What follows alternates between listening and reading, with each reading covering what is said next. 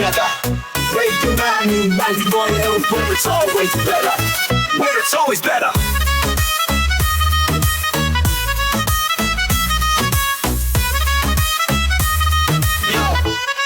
Yo, सुबह का सूरज या शाम का रंग, we bring you joy हर जुबान का धन। Community की बात हम हैं आपके साथ, let's spread the love, चलो मिल के साथ। Tune in, turn up, दिल से बात करो, Radio Manu 92 FM के साथ चलो। Every voice counts, हर लम्हा यहाँ, चलो बात करके देखते हैं, let's all shine on। Yo,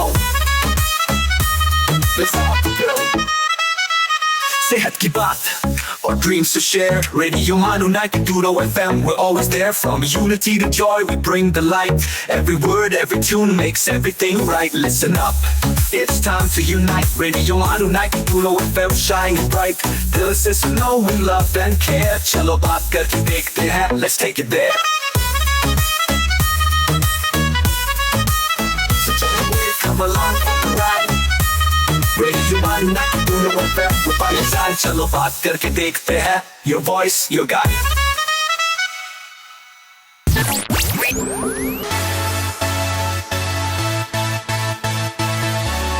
You are listening to Radio Manu 90.0 FM. चलो बात करके देखते हैं।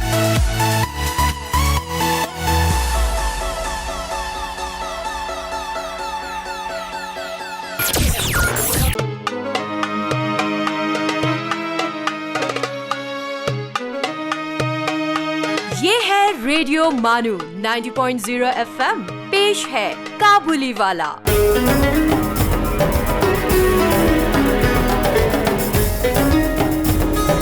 आदाब दोस्तों, काबुली वाला के इस एपिसोड में आपका खैर मकदम है। आप सुन रहे हैं रेडियो मानू। आज की हमारी पेशकश है दास्तान चौबोली, जिसके मुसन्निफ़ हैं जनाब मोहम्मद महमूद साहब और जनाब मोहम्मद कासिम साहब। चलिए सुनते हैं दास्तान। करूं पहले तौहीद यज़दां रकम, झुका जिसके सजदे में अव्वल कलम। सरे लौह पर रख बयाज़ें जबी, कहा दूसरा कोई तुझसा नहीं। सबों का वही दीन व ईमान है, ये दिल है तमाम और वही जान है। किसी से बरावे न कुछ काम जां, जो वो मेहरबां हो तो कुल मेहरबां। अगरचे यहाँ क्या है और क्या नहीं, पर उस बिन तो कोई किसी का नहीं। कलम गो ज़बां अपनी लावें हज़ार, कलम गो ज़बां अपनी लावें हज़ार। लिखे किस तरह हमदे परवरदिगार, क्या अज़ीज़ हैं या अम्बिया की ज़बां। ज़बाने कलम को ये कुदरत कहाँ, वो माबूद यकता खुदाए जहाँ। जिसने किया कुन में कौनो मका, दिया अक़्ल इदराक उसने हमें। क्या खाक से पाक उसने हमें, क्या खाक से पाक उसने हमें।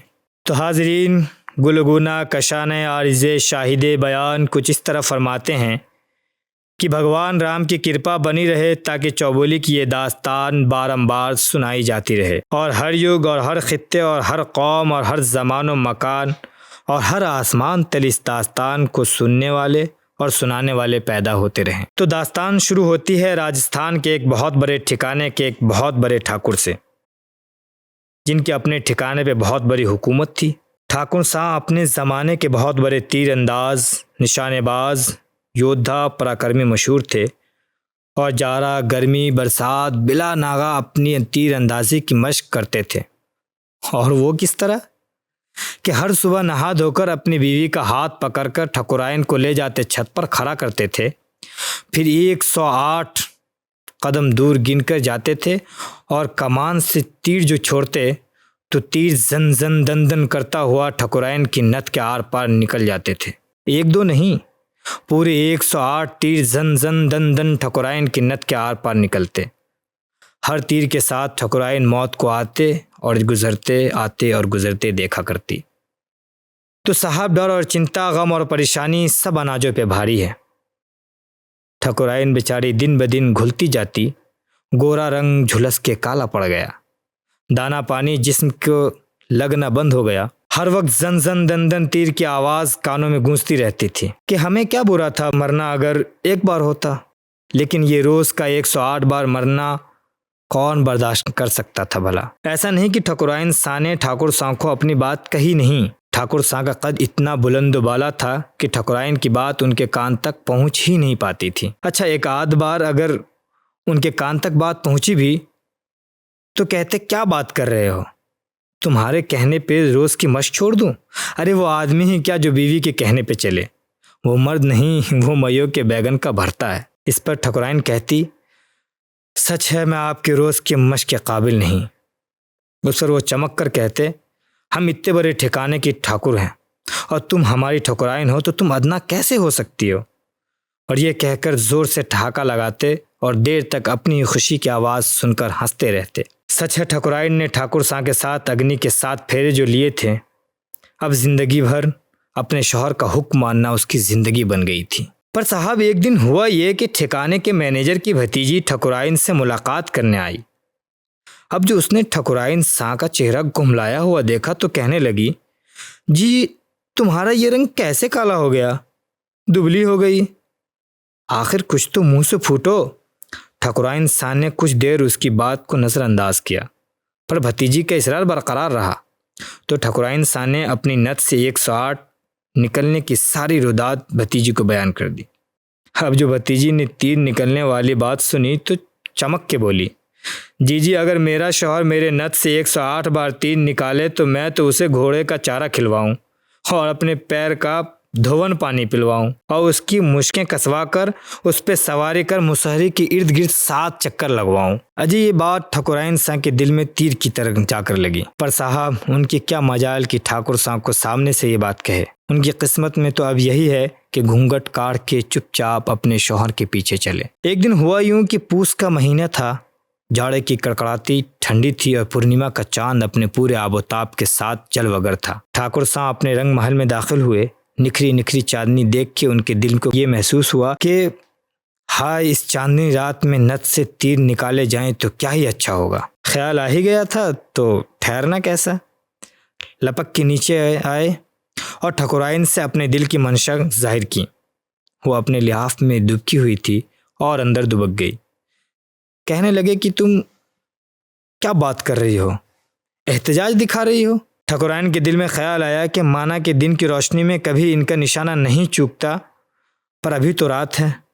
भले ही वो चांदनी रात हो, पर रात तो रात होती है ना। और चांदनी रात क्या इसलिए होती है कि नत से तीर निकाले जाएं? चांदनी रात तो होती है कि दिल दिल से गुफ्तगू करे, नजरें नज़रों का शिकार करें। और ये मर्दुआ चांदनी रात में नत से तीर निकालना चाह रहा था। अब उनसे रहा न गया, भमक के बोली, मेरी मानो तो तुम अपना निशाना रोज चूक जाते हो। जिस दिन तुम्हारा तीर मेरे जिगर के पार होवे तो अपनी मंजिल को पहुंचे। पर हमेशा की तरह ठकुराइन का ये व्यंग बाण ठाकुर के सर के ऊपर से निकल गया। कहने लगे, क्या बात कर रही हो, एक राजपुतानी हो के खौफ खा रही हो, ठाकुर की ठकुराइन हो के। चलो उठो। लपक के उसे छत पे ले गए, वहाँ उस पर खड़ा किया, अपने निशान पे गया और तीर जो छोड़ा तो जन करके आर पार हो गया। एक नहीं, दो नहीं, 108 तीर उस चांदनी रात में ठाकुर सां ने ठकुराइन के नत से आर पार निकाले। आसमान में सितारे और चांद ठकुराइन की बदकिस्मती का मजाक उड़ा रहे थे और कह रहे थे कि कैसी बदबख्त औरत है, इसकी समझ में नहीं आ रहा कि कितना बड़ा योद्धा शूरवीर उसका शौहर है। पर साहब, दिल का बोझ कौन कितनी देर तक अपने दिल में समाये रखता है। आखिर एक दिन तो उसको हल्का करना ही होता है। एक दिन ठकुराइन से रहा न गया। जैसे ही ठाकुर सां आए, उसने कहा, अजी सुनो, वो ठिकाने के मैनेजर की भतीजी आई थी, कह रही थी कि कोई मेरा नत से 1 से 8 तीर निकाले तो मैं अपने शौहर को घोड़े का चारा खिलवाऊं, अपने पैरों का धोवन पानी पिलवाऊं और मुश्कें कसवाकर मुसहरी के 7 फेरे लगवाऊं। मैं नहीं, वो कह रही थी। अब जो ठाकुर सां ने सुना तो कोई उनकी इतनी मासूम हरकतों को इतना बुरा मान सकता है। फ़ौरन वो बिस्तर से नीचे उतरे और कहने लगे, कहाँ है वो बदकमाश औरत, अभी जाएंगे और उससे ब्याह करेंगे और उसकी नत से 1008 तीर अभी निकालेंगे। अब साहब, दिल में बात आ गई तो देर किस बात की। फ़ौरन उन्होंने मरकब बुलवाया, उस पर सवार हुए टकबग सीधे सेठ जी की कोठी पे पहुंचे। सेठ जी को मालूम हुआ कि आधी रात गए खुद ठाकुर सां ठिकाने के मालिक उनके दरवाजे पे आए हैं, तो पत्ते की तरह लरसते हुए बाहर आए और कहने लगे, हुजूर क्या गुस्ताखी हुई। ठाकुर सां ने पहले कुछ जवाब न दिया, गुस्से में इधर उधर चहलकदमी करते रहे। एक मुसाहिब सेठ जी के कंधे पर हाथ रखा, किनारे ले गया और सारी रुदात भतीजी की बयान कर दी। सेठ जी का चेहरा तो फक पड़ गया। फौरन भतीजी को तलब किया और कहा, अरे बावली हो गई है, बड़े लोगन के यहाँ जाकर ऐसे उल जलूल तरह की बात नहीं करते। अच्छा भतीजी भी कमाल, कहने लगी, सच ही तो है, इसमें गलत क्या है? आप मेरा ब्याह इनसे अभी करवा दीजिए, मैं अपनी बात अभी का अभी सच करके दिखा दूंगी। सामाईन, अभी एक वक्त है वक्फे का, वक्फे के बाद मिलते हैं। आप बने रहिए रेडियो मानो से। You are listening to Kabuliwala, Radio Manu 90.0 FM's Dastan Goi.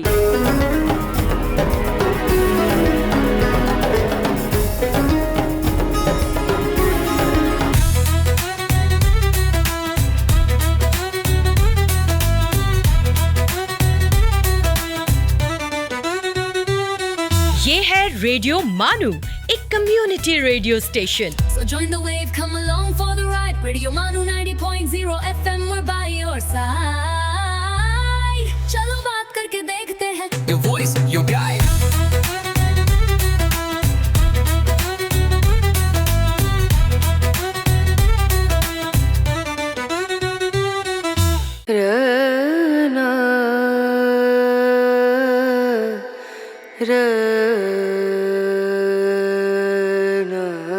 This is Radio Manu 90.0 FM.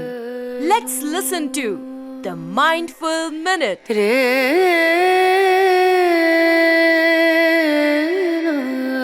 Rabindranath Tagore कहते हैं, फूल चुनकर एकत्र करने के लिए मत ठहरो। फूल चुनकर एकत्र करने के लिए मत ठहरो, आगे बढ़े चलो। आगे बढ़े चलो, तुम्हारे पथ में फूल निरंतर खिलते रहेंगे।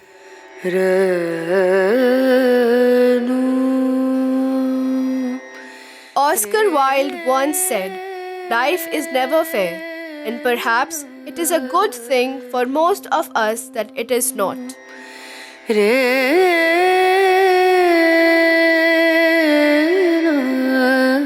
एतमाद मोहब्बत की पहली सीढ़ी है।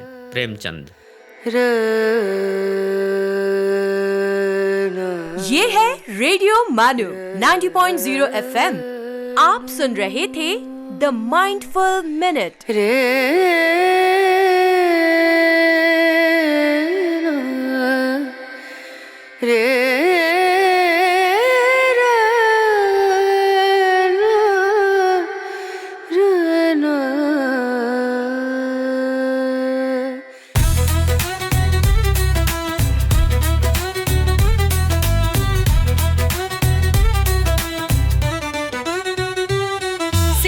मार्केटिंग और ब्रांड प्रमोशंस के लिए हमसे राब्ता करें radiomanu@manu.edu.in पर। So join the wave, come along for the ride. Radio Manu 90.0 FM, we're by your side. चलो बात करके देखते हैं। Your voice, your guide.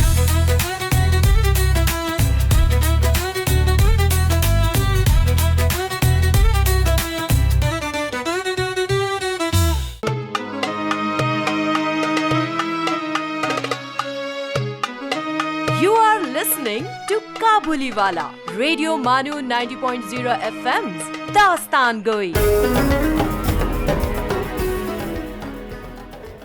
वक्फे के बाद आपका खैर मकदम है। आप सुन रहे हैं दास्ताने चौबोली। अजी साहब, वो मैनेजर हाथ जोड़ के माफ़ी मांगता रह गया।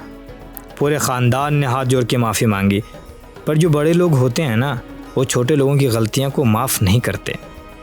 ऐसी दुनिया ऊपर वालों ने नहीं बनाई। अब साहब मैनेजर को कुछ सूझा नहीं, तो उसने कहा, अन्नदाता, इसके घर वाले तीर्थ यात्रा को गए हैं, 3 दिन में आ जाएंगे, उनसे पूछकर आपको बता दूंगा। अरे साहब, ठाकुर साहब तो ये सुनकर लाल पीले हो गए, कहने लगे, क्या बात कर रहे हो? बताओ कि हम तुम्हारे क्या लगते हैं? जी जी जी माई बाप। हम इस रियासत के क्या लगते हैं? जी आप इस रियासत के माई बाप लगते हैं। हम इस लड़की के क्या लगते हैं? जी आप इसके माई बाप लगते हैं।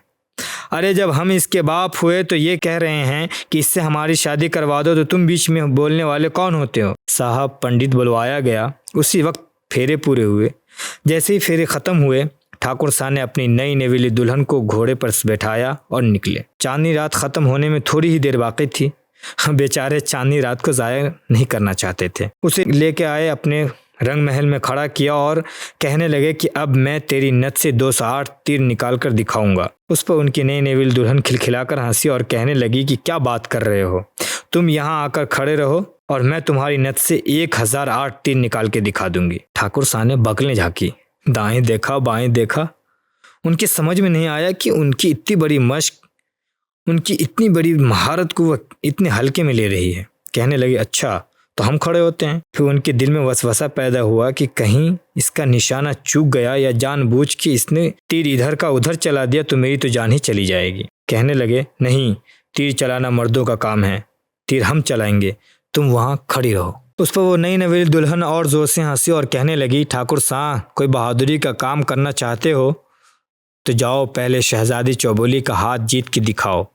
शहजादी चौबोली ने कसम खाई है कि जो मर्द एक रात में 4 बार उसे बुलवा लेगा वो उससे शादी करेगी, और नहीं बुलवा पाया तो कैद खाने में उकंड बैठा घोड़े के चारे पीसने होंगे। अगर तुम बड़े सूरमा ज़्याले हो तो चौबोली को जीत के लाओ तो मैं मानूं। अब साहब ठाकुर साहब को पता चला कि पड़ोस मुल्क में इतनी बड़ी चुनौती है, उन्हें कानो कान खबर नहीं। उन्होंने कहा लानत है ज़िंदगी पे।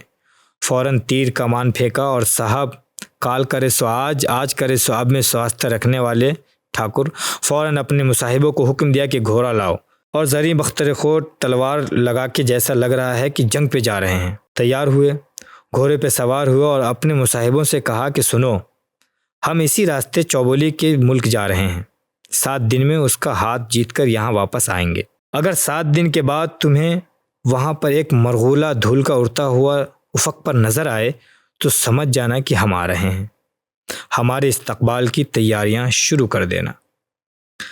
मुसाहिबों ने कहा मरहबा मरहबा हुजूर, जब से दुनिया पैदा हुई है आपसे बड़ी तीर अंदाज तो हुई नहीं है।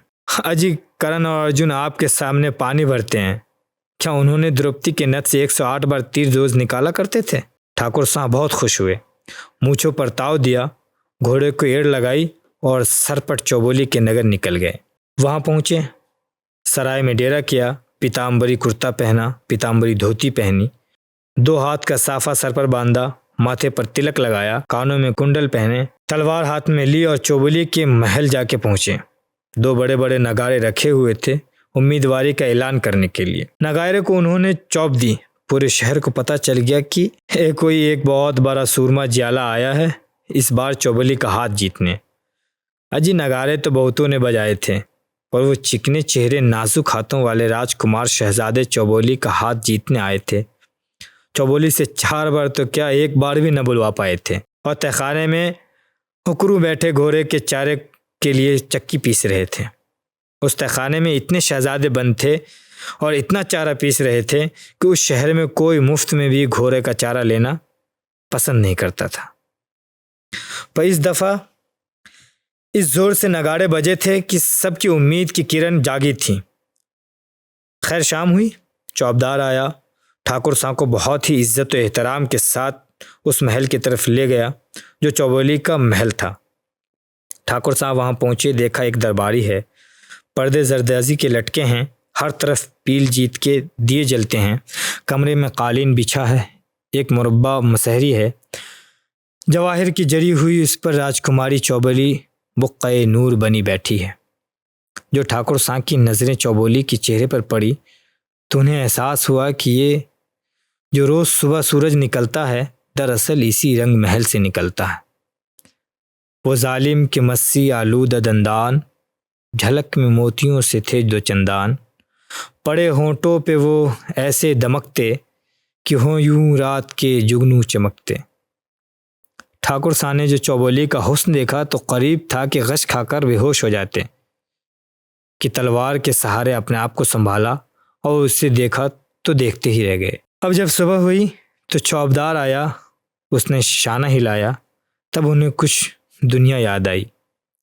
चमके बमके और बोले, अरे जो एक दिन में 108 तीर निकाल सकता है, रात भर में 4 बार चौबोली को बुलवा नहीं सकता?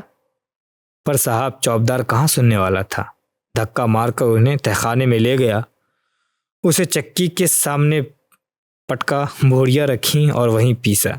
कहा उधर जो बाकी उम्मीदवार तहखाने में थे वो ठाकुर को इस तरह की हालत देखकर मजाक उड़ाने लगे कि दुनिया में बेवकूफ़ों की कमी नहीं है, ढूंढने निकलो एक तो मिलते हैं हज़ार।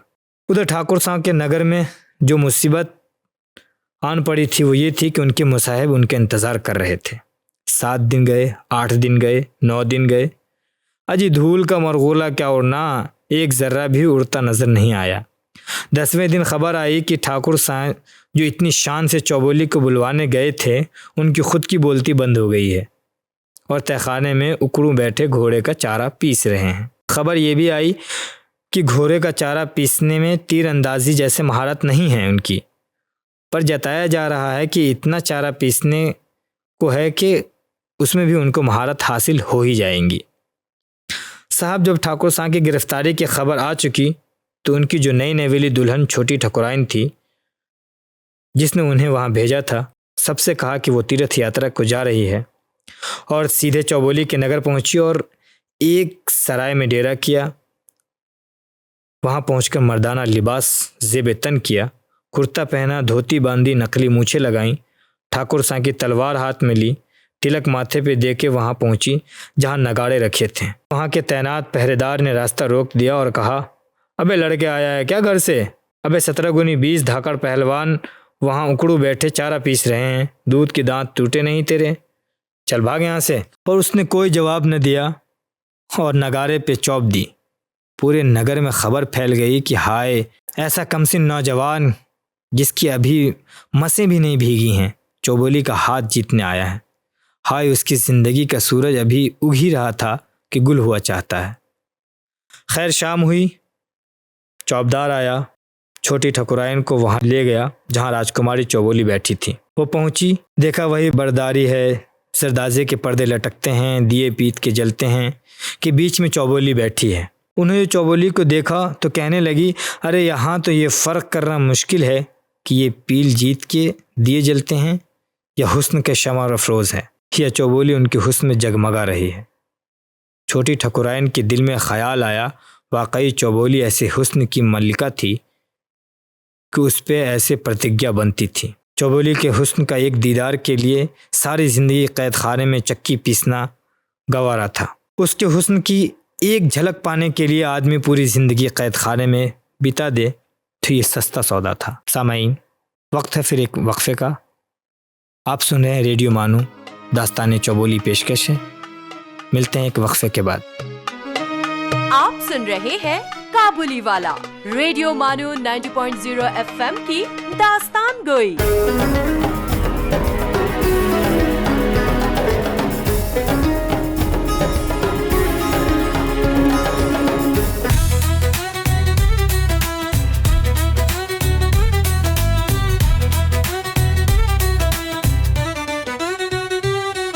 This is Radio Manu, a community radio station. So join the wave, come along for the ride. Radio Manu 90.0 FM, we're by your side.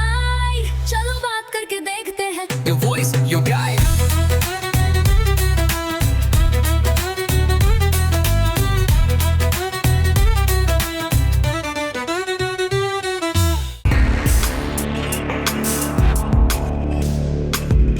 Let's listen to History's Mysteries. दोस्तों आदाब, हिस्ट्रीज मिस्ट्रीज में आपका खैर मकदम है। मैं हूं RJ Ubaid और आज हम बात करेंगे चाइनीज़ रेवोल्यूशन 1949 के बारे में। दुनिया की तारीख में 1949 का साल चीन के लिए एक बड़े मोड़ की अलामत है। ये वो साल था जब चीनी कम्युनिस्ट इनकलाब कामयाब हुआ और एक नया मुल्क पीपल्स रिपब्लिक ऑफ चाइना वजूद में आया। इस इनकलाब की क़यादत माओ जेडोंग ने की। इससे पहले चीन में कई साल तक खाना जंगी जारी रही, जो कम्युनिस्ट पार्टी और कौमी पार्टी कुमांतांग के दरमियान थी। अवाम गुर्बत, बदउनवानी, जागीरदारी और गैर मुल्की दबाव से तंग आ चुकी थी। चीनी कम्युनिस्ट पार्टी ने किसानों, मजदूरों और आम आवाम को साथ मिलाकर एक मजबूत तहरीक चलाई। दूसरी जंग अजीम के दौरान जापान के खिलाफ कोशिशों ने भी कम्युनिस्ट पार्टी को आवाम में मकबूल बना दिया। 1 अक्टूबर 1949 को बीजिंग के तियानअनमेन स्क्वायर से माओ जेडोंग ने ऐलान किया, चीनी आवाम उठ खड़े हुए हैं। इसके साथ ही अवामी जमहूरियत चीन का क़याम अमल में आया और कम्युनिस्ट हुकूमत ने इक़्तिदार संभाल लिया। कौमी पार्टी के leader Chiang Kai Shek Taiwan चले गए।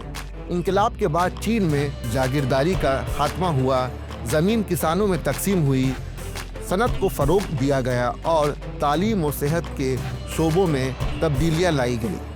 चीनी इंकलाब 1949 ने न सिर्फ चीन को बदल दिया बल्कि दुनिया के सियासी नक्शे पर भी गहरा असर डाला। आज का मजबूत और जदीद चीन इसी इंकलाब की बुनियाद पर खड़ा हुआ है। दोस्तों, आप सुन रहे थे हिस्ट्रीज बिस्टीज आरजे उबैद के साथ। आपसे फिर मुलाकात होगी अगले प्रोग्राम में। सुनते रहिए रेडियो मानू 90.0 FM। चलो बात करके देखते हैं। आप सुन रहे थे हिस्ट्रीज मिस्ट्रीज।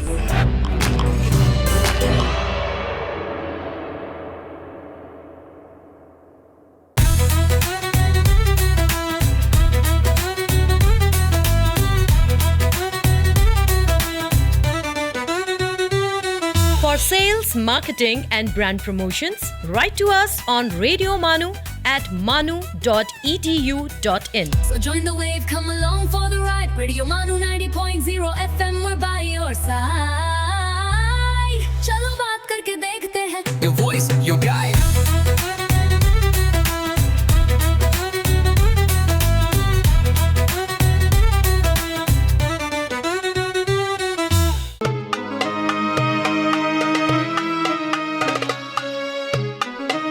आप सुन रहे हैं काबुली वाला रेडियो मानू 90.0 FM की दास्तान गोई।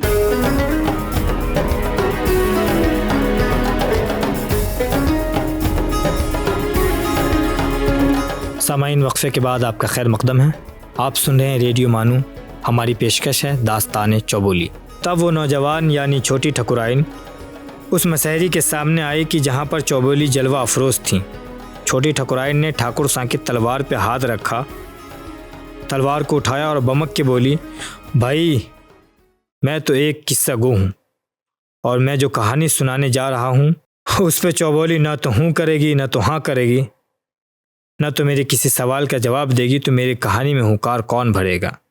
क्योंकि हुकार बिन कहानी जैसे नमक बिन खाना, जैसे शक्कर बिन शरबत, जैसे शीरा बिन शीरनी। हर तरफ एक सुकूत का आलम छाया हुआ था कि तभी वो मुसहरी की जिस पर चौबोली बैठी हुई थी, वो मुसहरी बोली, अरे मैं हुकारी भरूंगी। अब जो मुसहरी ने वादा किया, किस्सा गो ने अपना बयान शुरू किया कि गुलगुना कशाने आरिज़े शाहिदे बयान इस तरह फरमाते हैं कि एक बार एक गांव में एक आश्रम था। आश्रम के एक गुरु थे, बड़े ज्ञानी गुरु, ज्ञानी, महाज्ञानी, भीषण ज्ञानी। एक दिन उन्होंने अपने चेले पर वचन देते हुए कहा कि बेटा, इस दुनिया में एक से एक अजूबा है, एक से एक नायाब आदमी घूम रहा है।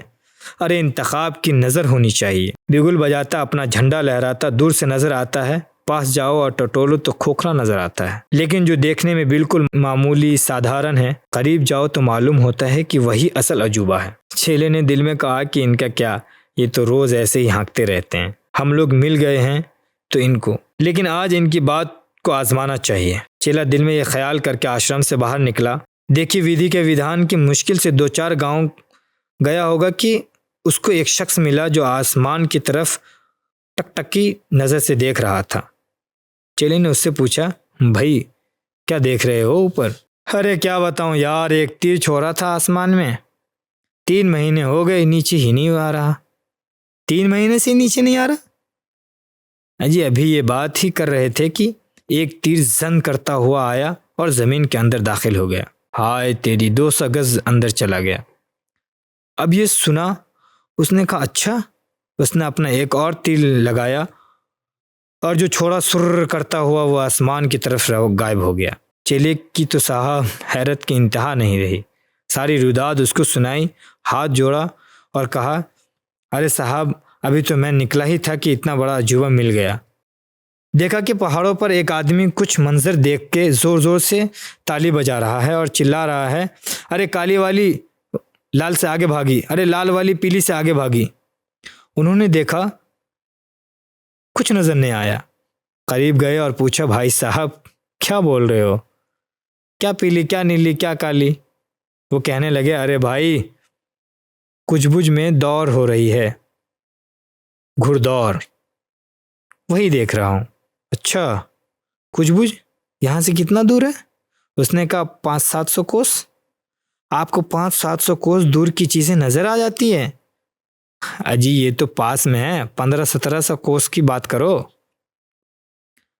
इसने कहा कि भाई ये भी बहुत बड़े अजूबे हैं, 3 महीने तक तीर नहीं आता इनके नीचे। चलिए साथ चलिए, दोनों को शामिल किया।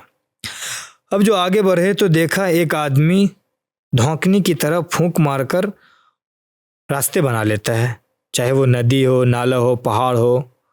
कंक्रीटील की तरह एक बेहतरीन सड़कें उनके सामने साफ सुथरी बन जाती है। बड़ा हैरान हुआ, इसे भी सारी रुदात सुनाई और उसको भी शामिल किया। अब जो ये चारों के चारों आगे बढ़े तो देखा कि एक आदमी तेज जंगल में भाग रहा है, हिरनों से ज़्यादा तेज भागता है। जो हिरन मिलता है उसको पकड़ता है, उसके गले में घंटी बांधता है। उसे बड़ा ताज्जुब हुआ, करीब गया और कहा कि भाई घंटी क्यों बांध रहे हो? अरे राजा कुछ की फौज आने वाले हैं ना, फौज आएगी वो खामखा हिरनों का शिकार करेगी, तो मैं हिरनों के गले में घंटी बांध रहा हूँ। जिस हिरन के गले में घंटी होगी वो बच जाएगा।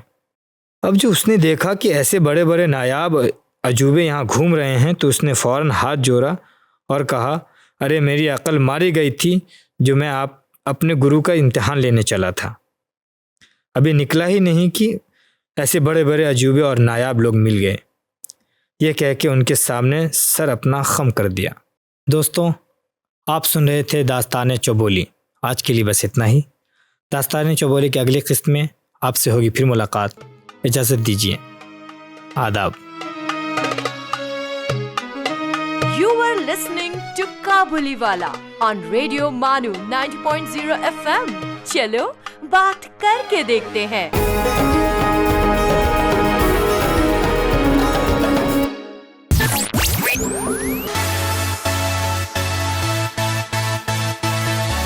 ये है रेडियो मानू 90.0 FM। चलो बात करके देखते हैं।